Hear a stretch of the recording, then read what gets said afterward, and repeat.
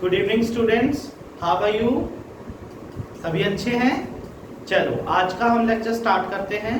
बेटा आज का हमारा टॉपिक है अनसर्टेनिटी इन मेजरमेंट्स। देखिए साइंस के अंदर मेजरमेंट्स का एक बहुत बड़ा रोल होता है।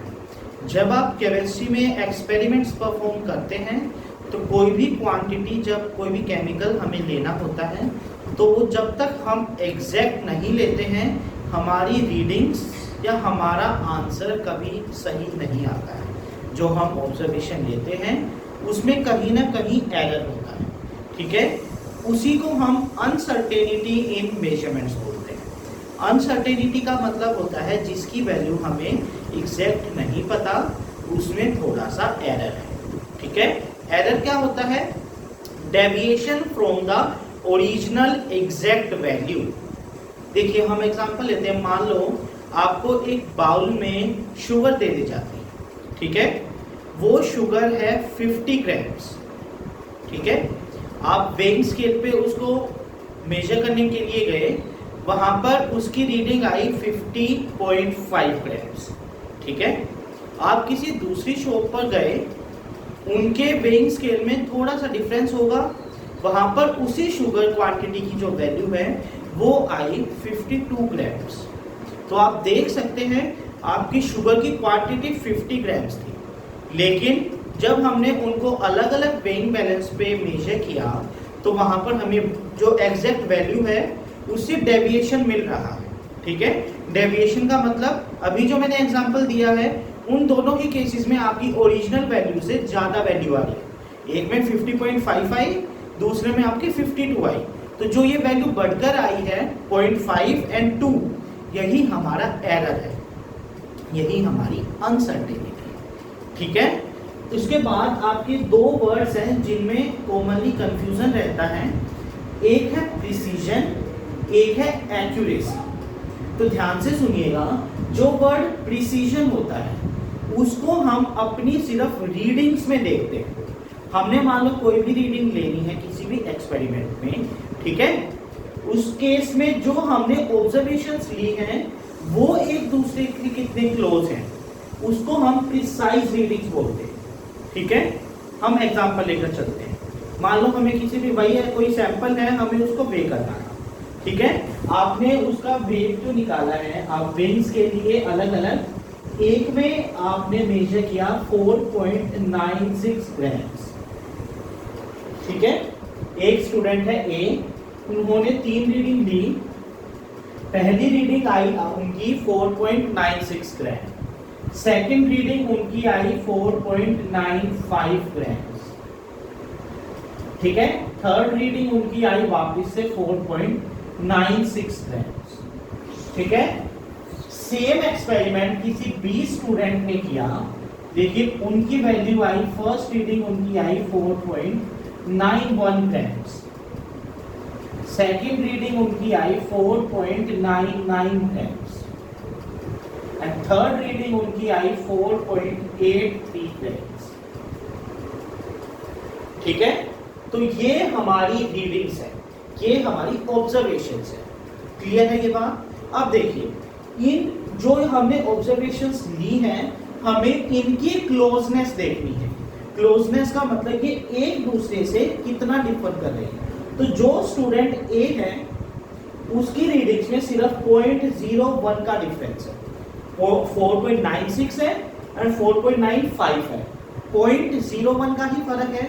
लेकिन जो स्टूडेंट बी है उनमें काफी ज्यादा फर्क है। यहाँ पर कितना है? 4.8 का है, सॉरी 0.08 का है। यहाँ पर कितना है? सेम 0.08 का इससे है एंड इससे तो 0.16 का है, राइट।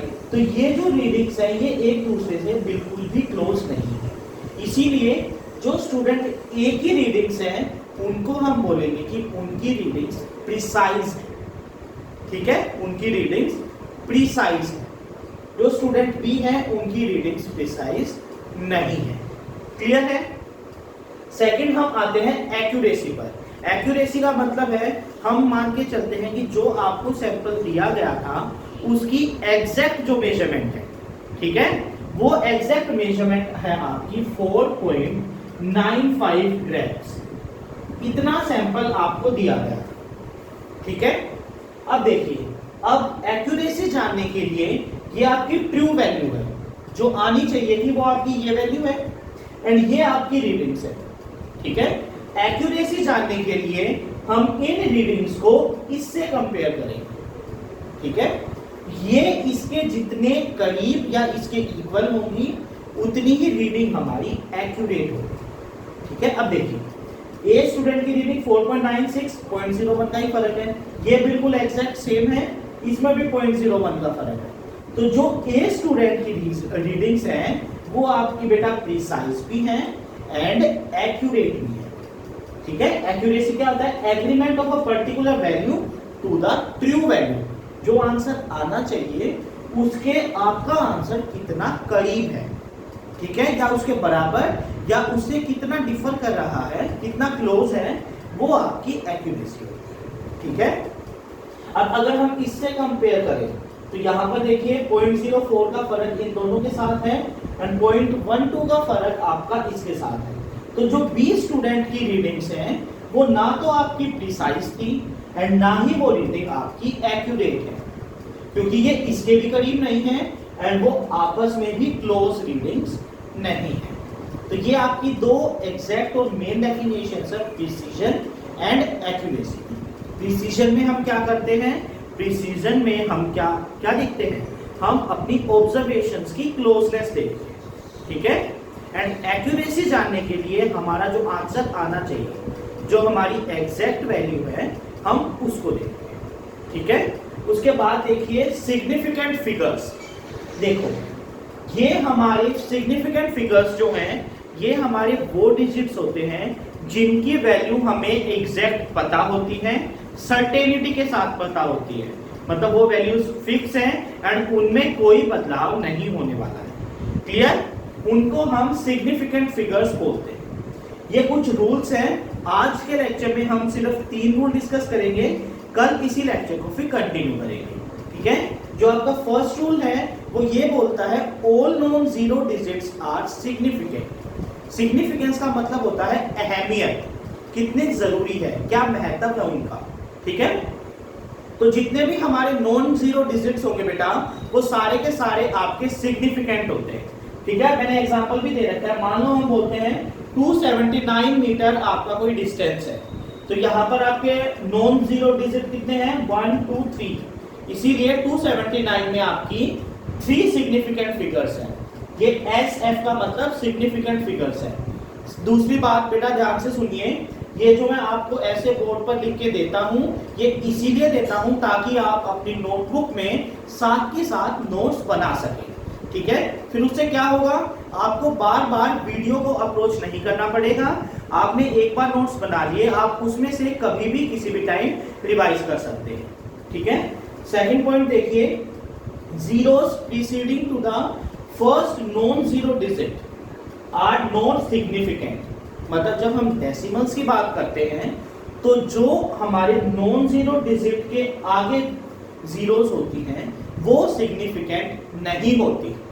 ठीक है, जैसे 0.04 है, इससे आगे आपको 2 जीरो दिख रही है ना 4 के आगे, लेकिन ये सिग्निफिकेंट नहीं है। सिर्फ 0.04 में एक सिग्निफिकेंट फिगर जो कि है 4। उसी तरीके से आप यहाँ पर देखिए 0.00739, तो 739 हमारे नॉन जीरो डिजिट्स हैं, उसके आगे आपकी 3 जीरोस हैं, तो वो 3 जीरोस नॉन सिग्निफिकेंट हैं।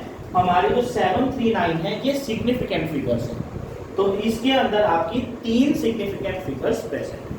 थर्ड रूल हम देखते हैं, जो जीरोस आपकी नॉन जीरो डिजिट के बीच में आती है, चाहे फिर वो कितना भी बड़ा नंबर हो या कितनी ही जीरोस क्यों ना हो, नॉन जीरो डिजिट्स के बीच में जो जीरोस आती हैं वो सारी की सारी सिग्निफिकेंट होती है। ठीक है, zeros between 2 non zeros digits are significant. Example मैंने 2 दे रखे हैं। 3.021, यहाँ पर आपके नॉन जीरो डिजिट में एक ही जीरो आ रही है, तो ये काउंट होगी। टोटल 4 सिग्निफिकेंट फिगर्स आपकी प्रेजेंट हैं। नेक्स्ट में देखिए 1.00035, आपकी 3 जीरोस है नॉन जीरो डिजिट्स के बीच में, लेकिन ये सारी की सारी सिग्निफिकेंट मानी जाएंगी। तो इस वाले डेसिमल पॉइंट्स में हमारी टोटल 6 सिग्निफिकेंट फिगर्स प्रेजेंट है। ठीक है बेटा, अगर इस लेक्चर में आपको कोई प्रॉब्लम है तो आप अपनी प्रॉब्लम्स मेरे साथ शेयर कर सकते हैं। ज्यादा से ज्यादा चैनल को सब्सक्राइब कीजिए, लाइक करिए एंड कमेंट सेक्शन में अपनी प्रॉब्लम्स मेरे साथ डिस्कस कीजिए।